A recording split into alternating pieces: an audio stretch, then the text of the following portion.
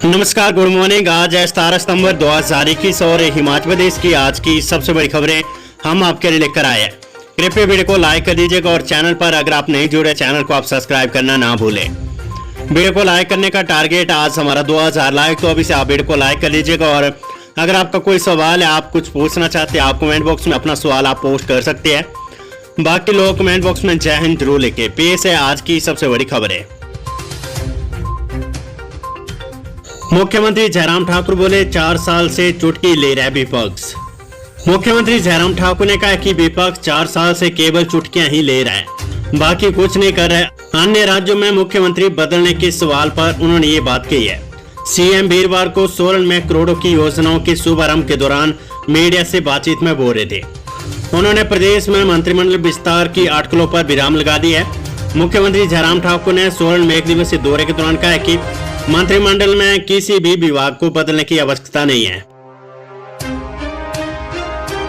इसी माह चालू हो गया 28 ऑक्सीजन प्लांट। मुख्यमंत्री जयराम ठाकुर ने कहा कि हिमाचल प्रदेश के अस्पतालों में इसी माह के अंत में 28 ऑक्सीजन प्लांट चालू हो जाएंगे। वर्तमान में 15 पीएसए प्लांट ने काम करना शुरू कर दिया है। आपात स्थिति में अस्पतालों में ऑक्सीजन की कोई कमी नहीं रहेगी। मुख्यमंत्री ने वीरवार को सोलन में 110 करोड़ की योजनाओं के शिलान्यास और शुभारंभ किए। भारी भूस्खलन से 20 घंटे बंद रहा मनाली लेह मार्ग। पर्यटक वाहन और टैंकर फंसे रहे। पर्यटन नगरी मनाली के साथ लगते नेहरू कुंड के पास बुधवार रात को भारी भूस्खलन से मनाली लेह हाईवे 20 घंटों से भी अधिक समय बंद रहा। मार्ग पर रात से वाहन फंसे रहे। इनमें लेह की तरफ जाने और आने वाले ट्रक, टैंकर और पर्यटक के वाहन शामिल है। खाद्य आपूर्ति विभाग राशन डिपो के आटे के 13 सैंपल फेल, निरीक्षक निलंबित। हिमाचल के राशन डिपो में उपभोक्ताओं को मिलने वाले आटे के 13 सैंपल फेल हुए हैं।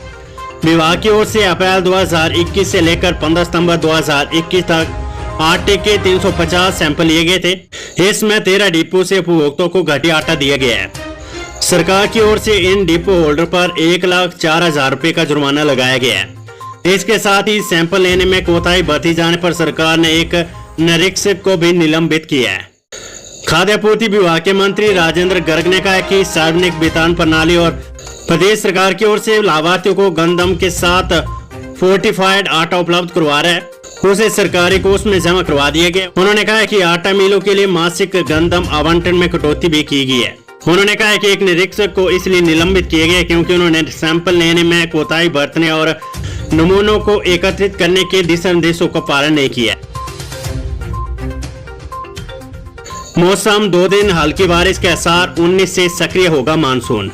हिमाचल प्रदेश में शुक्रवार और शनिवार को हल्की बारिश के आसार है। अधिकांश क्षेत्रों में मौसम साफ रहने की संभावना है। 19 और 20 सितंबर को मैदानी जिलों ऊना, बिलासपुर, हमीरपुर, कांगड़ा और मध्य पर्वतीय जिलों शिमला, सोलन, सिरमौर, मंडी, कुल्लू व चंबा के कुछ क्षेत्रों में भारी बारिश का येलो अलर्ट जारी हुआ है। वीरवार को प्रदेश में 12 सड़कें बंद रही। कुल्लू में 5, मंडी में 4, शिमला में 2 और 1 सड़क किन्नौर में बंद है। 2 बिजली ट्रांसफार्मर किन्नौर जिले में ठप है। प्रदेश में वीरवार को 11 कच्चे मकानों को नुकसान हुआ है। 18 सितंबर तक मानसून के कमजोर बने रहने की संभावना है। 19 से मानसून सक्रिय होगा। आबकारी विभाग टैक्स फर्जीवाड़े में फर्म की चल संपत्ति नीलाम, 50 लाख वसूले। 13 करोड़ के जीएसटी फर्जीवाड़े में राज्य कर और आबकारी विभाग ने गगरेट की एक फर्म की चल संपत्ति को नीलाम कर दिया है। नीलामी प्रक्रिया गगरेट में पीठासीन अधिकारी एसडीएम गगरेट की अध्यक्षता में हुई। मामले में 30.40 करोड़ की वसूली की जानी थी। इसके लिए 3 माह का नोटिस दिया गया था। दावा किया जा रहा है कि हिमाचल प्रदेश में इस तरह की पहली कार्यवाही है। राज्य कर और आबकारी विभाग उन्होंने सभी औपचारिकताएं पूरी करने के बाद नीलामी प्रक्रिया अपनाई। नियमानुसार कमेटी ने फर्म के परिसर में चल संपत्तियों की नीलामी करवाई। इसमें करीब 50 लाख की राशि एकत्रित की गई। हालांकि अभी कुछ और संपत्ति नीलाम होना बाकी है। फर्म की ओर से नीलामी प्रक्रिया की समाप्ति के बाद national company law tribunal Chandigarh से स्टे भी पेश किया गया है। एचपीयू शिमला 20 और 21 सितंबर को होगी एलएलबी काउंसलिंग। हिमाचल प्रदेश विश्वविद्यालय के विधि विभाग के 3 वर्षीय एलएलबी कोर्स में प्रवेश के लिए 20 और 21 सितंबर को कोर्ट हॉल में काउंसलिंग करवाएगा। विभागाध्यक्ष प्रोफेसर रघविंदर सिंह ने कहा है कि सामान्य वर्ग के लिए प्रवेश परीक्षा में 35% प्राप्त करने वाले छात्र फेल हो सकेंगे। उन्होंने कहा कि 20 सितंबर को 14% से अधिक प्राप्त अंक वाले छात्र काउंसलिंग में हिस्सा ले सकेंगे, जबकि 21 को 43 या इससे कम अंक वाले छात्र काउंसलिंग में हिस्सा ले सकेंगे। काउंसलिंग में छात्रों को 10वीं 12वीं और स्नातक डिग्री सहित मूल हिमाचली प्रमाण पत्र की फोटो प्रति और मूल दस्तावेज के साथ एक फोटो लाना होगा। काउंसलिंग का शेड्यूल रोल नंबर के साथ विद्यालय की वेबसाइट पर उपलब्ध रहेगा। एमए पत्रकारिता की काउंसलिंग 21 सितंबर को गांधी भवन में। विद्यालय के पत्रकारिता विभाग में MA journalism and mass communication course में प्रवेश के लिए प्रवेश परीक्षा में प्राप्त अंक आधार पर 21 सितंबर को गांधी भवन में काउंसलिंग करवाई जाएगी। विद्यालय ने निर्वाचित ईसी कोर्स सदस्य की अधिसूचना जारी की। हिमाचल प्रदेश विद्यालय की कार्यकारिणी परिषद के लिए नव निर्वाचित सदस्य सहायक कुल सचिव राजकुमारी UILS और विद्यालय कोर्ट के लिए निर्वाचित हुए सदस्य वरिष्ठ सहायक परीक्षा रामलाल को 1 साल के लिए सदस्य बनाए जाने की अधिसूचना जारी की है। राष्ट्रपति के दौरे के कारण बदली BCA काउंसलिंग की तिथि। University college of business studies UCBS एवोलोज ने राष्ट्रपति के दौरे के कारण सुरक्षा कारणों से एवोलोज क्षेत्र में आम लोगों की प्रतिबंधित की गई एंट्री को देखते हुए BCA कोर्स की 16 से 19 पूर्व निर्धारित काउंसलिंग तिथियों में बदलाव किया है। अब ये काउंसलिंग 24 और 25 सितंबर को होगी। अधिक जानकारी के लिए आप हिमाचल प्रदेश यूनिवर्सिटी की वेबसाइट चेक कर सकते हैं। उच्च शिक्षा निदेशालय इतिहास के नए 47 प्रवक्ता तैनात, नियुक्ति के आदेश जारी। प्रदेश के सरकारी स्कूलों में इतिहास विषय के 47 प्रवक्ता स्कूल की नियुक्तियां कर दी गई है। राज्य लोक सेवा आयोग की सिफारिश पर उच्च शिक्षा निदेशालय ने वीरवार को इन सभी शिक्षकों के नियुक्ति आदेश जारी किए हैं। सभी नवनियुक्त शिक्षकों को जल्द से जल्द स्कूलों में पद ग्रहण करने को कहा गया है। अनुबंध आधार पर हुई नियुक्ति में इन शिक्षकों को प्रति माह 14,500 रुपए वेतन मिलेगा। प्रदेश शिक्षक महासंघ ने सितंबर में नियुक्ति आदेश जारी करने के लिए सरकार का आभार जताया है। संघ के उपाध्यक्ष डॉक्टर महाराज पुंडीर ने कहा कि बीते दिनों मुख्यमंत्री से मांग कर नियुक्ति आदेश इसी माह जारी करने की मांग की थी। सितंबर में नियुक्ति होने से इन शिक्षकों को अनुबंध सेवा काल पूरा करने के लिए बाद में 6 माह का इंतजार नहीं करना पड़ेगा। हर शनिवार और रविवार को इंजीनियर और डॉक्टर बनने की कोचिंग लेके विद्यार्थी। हिमाचल प्रदेश के सरकारी स्कूलों में पढ़ने वाले 9वीं से 12वीं कक्षा के करीब 2 लाख विद्यार्थियों को हर सप्ताह शनिवार और रविवार को डॉक्टर और इंजीनियर बनाने की कोचिंग दी जाएगी। 18 सितंबर से 9वीं से 12वीं के विद्यार्थियों को मोबाइल पर शिक्षक एक लिंक भेजेगी।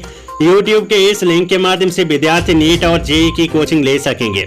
सरकार ने विद्यार्थियों को कोचिंग देने के लिए स्वर्ण जयंती विद्यार्थी अनुशिक्षण योजना शुरू की है। आधिकारिक तौर पर बुधवार से योजना शुरू की गई थी। राष्ट्रपति का शिमला दौरा, शिमला पहुंचे महामहिम कोविंद, रेड कारपेट बिछाकर किया गया स्वागत। राष्ट्रपति रामनाथ कोविंद पत्नी सविता कोविंद और बेटी स्वाति कोविंद के साथ वीरवार को शिमला पहुंचे। 4 दिवसीय दौरे पर शिमला आए कोविंद शुक्रवार सुबह 11 बजे प्रदेश विधानसभा के विशेष सत्र को संबोधित करेंगे। ये संबोधन हिमाचल प्रदेश के पूर्ण राज्यत्व के 50 साल पूरा होने पर स्वर्ण जयंती के उपलक्ष्य पर होगा। राष्ट्रपति वीरवार 12 बजे के बाद वायुसेना के हेलीकॉप्टर से शिमला के आनाडेल हेलीपैड पर उतरे। यहाँ रेड कारपेट बिछाकर उनका सरकार ने गर्मजोशी से स्वागत किया। शिमला में 5 दिवसीय अंतर्राष्ट्रीय व्यापार मेला शुरू। सीएम बोले ग्रामीण क्षेत्र के लोगों की कला को मिलेगा बाजार। वाणिज्य व उद्योग विभाग द्वारा शिमला की लिफ्ट पार्किंग में 5 दिवसीय अंतर्राष्ट्रीय व्यापार मेले का आयोजन किया गया, जिसका शुभारंभ मुख्यमंत्री जयराम ठाकुर ने किया। इस दौरान मुख्यमंत्री ने मेले में लगाए गए विभिन्न उत्पादों का अवलोकन किया और उत्पादों के बारे में जानकारी हासिल की। प्रधानमंत्री मोदी के जन्मदिन को राष्ट्रीय बेरोजगार दिवस के रूप में मनाएगी युवा कांग्रेस निगम भंडारी। 17 सितंबर यानी आज प्रधानमंत्री नरेंद्र मोदी का जन्मदिन है। युवा कांग्रेस प्रधानमंत्री मोदी के जन्मदिन को राष्ट्रीय बेरोजगारी दिवस के रूप में मनाएगी। युवा कांग्रेस ने आरोप लगाया कि मोदी ने देश के युवाओं से रोजगार के नाम पर ठगी की है। 2 करोड़ नौकरियों का वादा खोखला साबित हुआ है, जिसके विरोध में पूरे प्रदेश में विरोध प्रदर्शन किए जाएंगे। युवा कांग्रेस प्रदेश अध्यक्ष निगम भंडारी ने बताया कि प्रधानमंत्री मोदी के जन्मदिन को युवा कांग्रेस राष्ट्रीय बेरोजगार दिवस के रूप में मनाएगी। आम लोगों तक पहुंचे सरकारी योजनाओं की जानकारी, अनुराग सिंह ठाकुर।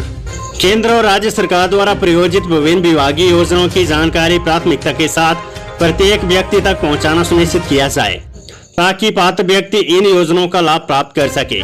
वीरवार को जिला विकास समन्वय एवं निगरानी समिति देसा की वर्चुअल बैठक की अध्यक्षता करते हुए केंद्रीय सूचना एवं प्रसारण, युवा मामले और खेल मंत्री अनुराग ठाकुर ने यह निर्देश दिए। बिलासपुर में 2 ऑक्सीजन प्लांट शुरू, सीएम जयराम ठाकुर ने वर्चुअल माध्यम से किया शुभारंभ। क्षेत्रीय अस्पताल बिलासपुर व सिविल अस्पताल घुमारवीं में स्थापित ऑक्सीजन प्लांट का वीरवार को मुख्यमंत्री जयराम ठाकुर ने वर्चुअल माध्यम से विधिवत शुभारंभ किया है। इस ऑक्सीजन प्लांट के शुरू होने से अब बिलासपुर जिले में ऑक्सीजन की कमी नहीं रहेगी। इस अवसर पर मुख्यमंत्री ने कहा कि पीएम केयर फंड के अंतर्गत क्षेत्रीय अस्पताल में 1.5 करोड़ की लागत से 1000 एलपीएम क्षमता और नागरिक अस्पताल घुमारवीं में विद्या फाउंडेशन के माध्यम से CSIR के अंतर्गत 1 करोड़ 10 लाख रुपए व्यय कर 140 एलपीएम क्षमता का PSC प्लांट स्थापित किया गया है।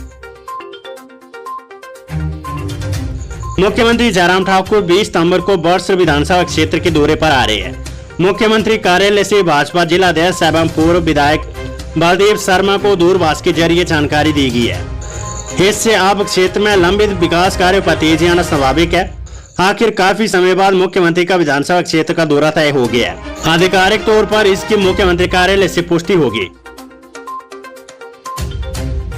पूर्व न्यायाधीश धर्मचंद चौधरी बने सशस्त्र बल न्यायाधिकरण के सदस्य।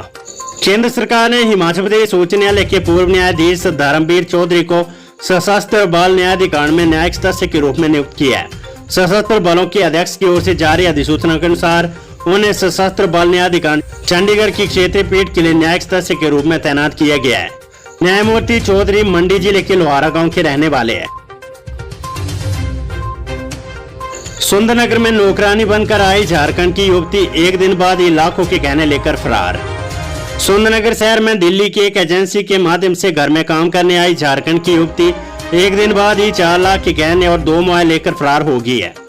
हालांकि पुलिस ने मुस्तैदी दिखाते हुए उसे चंडीगढ़ बस स्टैंड से दबोच लिया है, जिसे जल्द ही अदालत में पेश किया जाएगा।